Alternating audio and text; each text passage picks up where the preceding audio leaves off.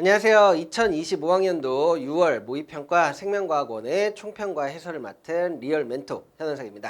네, 여러분들 시험 보느라 정말 고생 많으셨고요. 이제 쌤이랑 함께 한 줄 난이도 평부터 시작해가지고 어떤 문제들이 나왔었는지, 그 다음에 이제 어떻게 여러분들이 9월과 수능을 준비해 나갈지에 대한 얘기 간단히 하고요. 1번부터 20번까지 우리 해설을 함께 진행해 보도록 하겠습니다.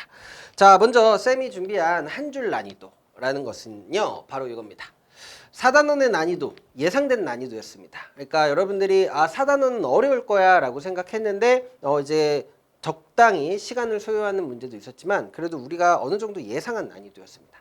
하지만 이제 3단원의 흥분전도와 전달 문제 있었죠. 15번 문제. 그 문제 같은 경우에는 여러분들이 생각하기에 6월에 나오기에는 조금 어려운 문제인데 라고 생각한 문제였습니다. 그렇죠? 우리가 이제 작년 6월 모의고사 이런 걸 보더라도 이제 작년 6월 모의고사만 보더라도 이제 개념을 확인하는 문제들이 많았지만 이제 이번부터는 조금 어려운 포인트는 확실하게 어려운 포인트를 주겠다라는 뭔가의 그런 개성이 드러나는 문제였거든요. 그렇기 때문에 여러분들이 앞으로 이제 9월을 준비할 때도 수능을 준비할 때도 이제 전통적으로 어렵게 나오는 문제들 있죠. 그러한 부분은 여러분들이 어려운 문제를 차근차근 확실하게 준비를 해야 된다라는 거를 이제 그 시사해주는 문제였다고 생각이 됩니다.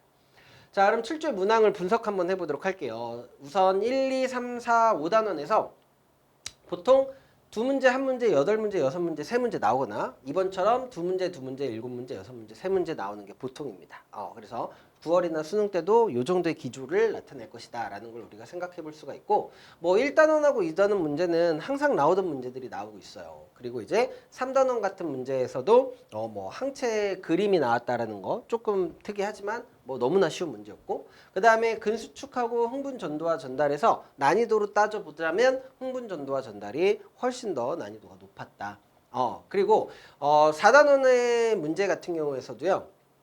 우리가 염색체 그림 분석을 많이 해봤기 때문에 이런 것들도 여러분들이 충분히 잘 해냈을 거라고 생각이 들고, 세포 분열과 DNA 상대량을 가지고 하는 문제도 생각보다 쉽게 나왔어요. 그치? 하지만 이제 단일인자 다인자 유전에서 여러분들이 경우의 수를 조금 따져보는 거에서 조금 시간이 소요됐을 수 있을 것 같고요. 그 다음에 비분리 문제라든지 가계도 분석 같은 경우에는 여러분들이 연습이 잘 안 됐다면 아마도 어렵게 느껴졌을 겁니다.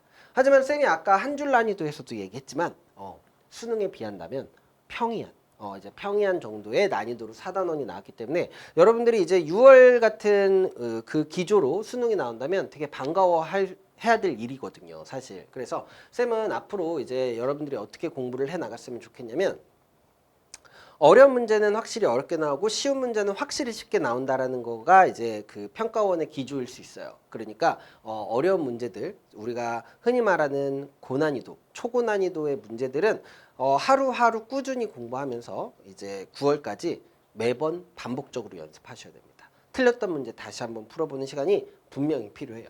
그래서 앞으로 수능까지 여러분들은 어떻게 해야 되느냐? 여름방학의 기회다.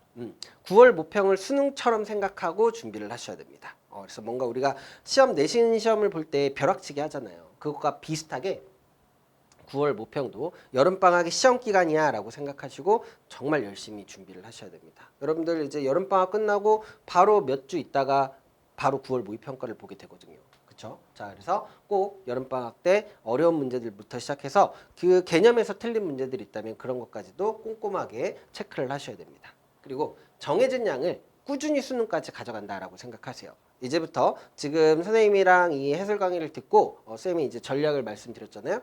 그러면 내가 하루에 유전 문제, 하루에 흥분 전도 문제, 한 문제든 두 문제든 상관없습니다. 그 감을 계속 유지해 나가는 게 중요하기 때문에 너무 많은 양을 한 번에 풀려고 하지 말고 한 문제든 두 문제든 딱 정해놓고서는 그 유형별로 매일매일 꾸준히 풀어나간다면 여러분들이 분명히 생원에서 좋은 결과 얻을 거라고 생각이 됩니다.